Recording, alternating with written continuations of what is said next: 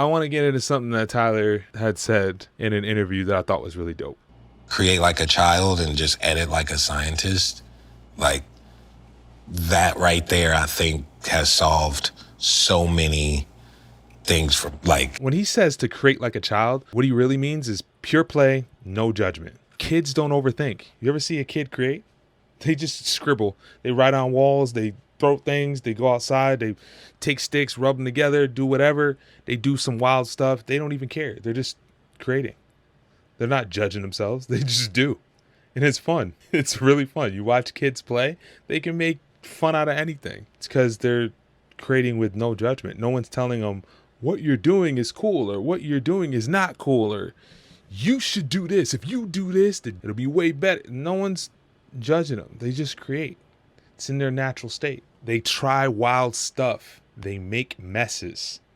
That's what being a kid is. Just making mess and having fun while you do it. When I make songs, it'll be freaking so many versions because I'll put all the ideas out, just all of them. I'm not trying to be good or great or bad. I'm just putting it there. Like Tyler was talking about dumping all these ideas into one song, right? Just creating, no judgment. And it reminded me of what I do when I write music. When I write music, I'm constantly freestyling. I'll freestyle a melody and then I'll freestyle my verse. I'll just do the pattern like, is it, I put it, the pot, I hit it, the hot it, the rid it, I got it. You don't even know what I said. But guess what? I'm going to take that pattern that I like and then I'm going to make it make sense. But in order to get there, I got to play around and have no judgment. Because if you were to listen to my sessions when I freestyle my first take, you'd be like, what is he saying? He's not saying anything. It's crazy. We don't know what this guy is saying. But it doesn't really matter because I take it and then I change it into what I actually do like. But I got to play first. And that's what I do. I'll sing a melody and then I'll pick a part that I like and then I'll make it more concrete and add actual words to it. But when I'm doing that, what I'm doing is giving myself permission to create. When I give myself permission to create, I have fun. And when you have fun, you enter the state of flow and you are in the best place that you can be. I don't know a better feeling than being in a state of flow. When you're doing something that you love doing and you've lost all time, all stress has left your brain and you're having so much fun. That's the best place to be. That's the best place to be. And you don't get there without playing around. And over months, over a year or 2 years, I edit that song to make it the best version that it could be. But you can't just play. You eventually got to start editing. And you eventually got to start editing like a scientist. And my problem is I usually start editing like a scientist and that slows me down. And then all of a sudden I'm judging my work before I even created anything. I'm putting myself under the lens of a critic before I've even created anything. I'm looking at myself and putting myself under the microscope and then I don't want to create. I'm not having fun. That's not where you're supposed to start. You start with play and then you move over to being a scientist. That means you're aware of what you're creating, what it looks like, the techniques that you're using.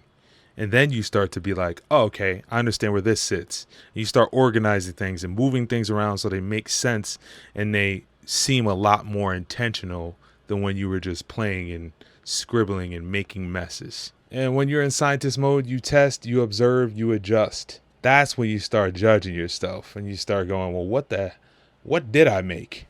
And then you go, I don't like this. I like this. Let's double down on this. Let's scrap that. And then you can judge harshly. And at that point, you've already made enough to where you're just making little tweaks. And then editing like a scientist actually becomes fun because you start perfecting the mess that you made. And with that comes an awareness. I know how humans react to certain low end.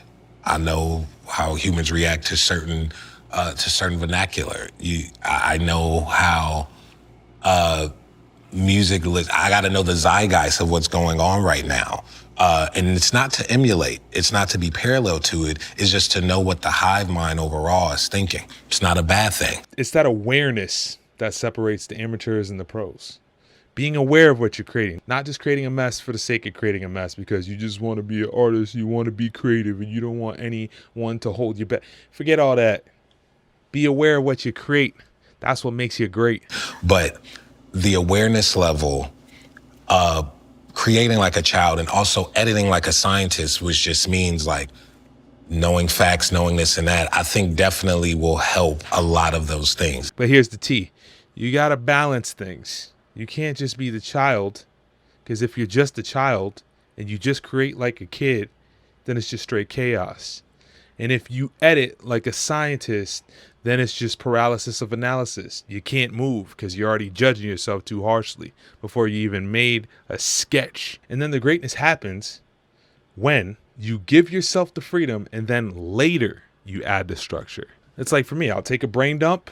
I'll just take a stream of consciousness and I'll put it in my notes. And then I'll take all the ideas that I like, and then I'll go put that in ChatGPT, formulate that stuff, make it solid, and then execute. But I got to let my brain be able to have that freedom to just brain dump. And then when I brain dump, I make sense of the brain dump, and then I execute off of the mess.